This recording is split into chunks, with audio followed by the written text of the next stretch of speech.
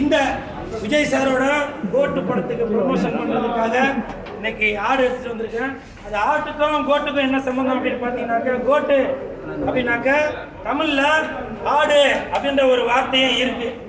நான் அகராதியில் பார்த்தேன். சரிங்களா? அதாவது இன்னைக்கு உலகமே எதிர்பார்த்து கொண்டிருந்த இந்த கோட்டு படம் ரிலீஸ் ஆகி சூப்பர் ஹிட் ஆயிருக்கு. தமிழகத்தில் மட்டும்தான் 9 மணி காட்சி.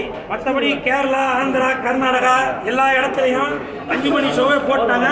நான் 5 மணி ஷோ கேரளாவில் பார்த்துட்டு உடனே ஃப்ளைட்டு பிடிச்சி இப்போ மறுபடியும் 2வது தடவை பார்க்கறதுக்காக கமலா தேட்டரில் படம் பார்க்கறதுக்காக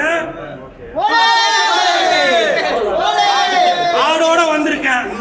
ஆடுங்கடா மச்சான் ஆடுங்கடா, விஜய் சார் படத்தை பார்த்து ஆடுங்கடா. ஆடுங்கடா மச்சான் ஆடுங்கடா, விஜய் சார் படத்தை பார்த்து ஆடுங்கடா. அது மட்டும் இல்ல, இன்னைக்கு இந்த ஆடு எடுத்துட்டு வர்றதுக்கான காரணம் ஆடு எடுத்துட்டு வர்றதுக்கான காரணம் என்ன அப்படின்னு பாத்தீங்கன்னாக்கா, சுப்பிரமணி தொண்ணூத்தொன்னு பேச உயிரை விட்டு பேச வேலை இல்லைங்களா?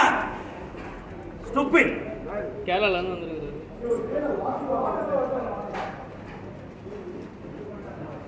எனக்கு கோபம் வரதுக்கு என்ன காரணம்னாக்கா, இன்னைக்கு தமிழகத்தில் மட்டும்தான் 9 மணி காட்சி. ஆந்திரா, கேரளா, கர்நாடகா எல்லா இடத்துலயும் 5 மணி காட்சி போட்டிருக்காங்க. விஜய் சாருக்கு மட்டும்தான் இந்த மாதிரியா? அது ஏன் இந்த மாதிரி? இப்ப நான் சொல்றேன்.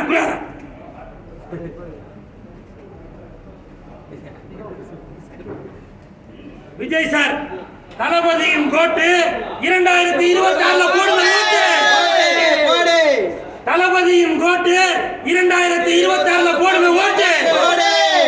அது மட்டும் இல்ல, சில பேர் கேட்டாங்க இன்னைக்கு படம் ரிலீஸ் அப்போ கொடியை பயன்படுத்தக்கூடாது ரசிகர்கள் அப்படின்னு. இன்னைக்கு நான் வந்திருக்கிறது சிஎஸ்கே கட்சியின் தலைவராக, கூல் சுரேஷ் கட்சியின் தலைவராக இந்த கூல் சுரேஷ் வந்திருக்கேன். அதனால தான் விஜய் சாரோட அந்த கொடியை காட்டுறேன். அது மட்டும் இல்ல, நான் இன்னைக்கு யானை எடுத்துட்டு வரலாம் அப்படின்ற ஒரு பிளான்ல தான் இருந்தேன். ஆனால் யானைக்கு 1 மாதத்திற்கு முன்னாடியே பர்மிஷன் வாங்கணும் அப்படின்னு சொன்னதுனால அதுக்கு எனக்கு பர்மிஷன் கிடைக்கல. அதனால தான் இந்த ஆடை எடுத்துட்டு வந்திருக்கேன்.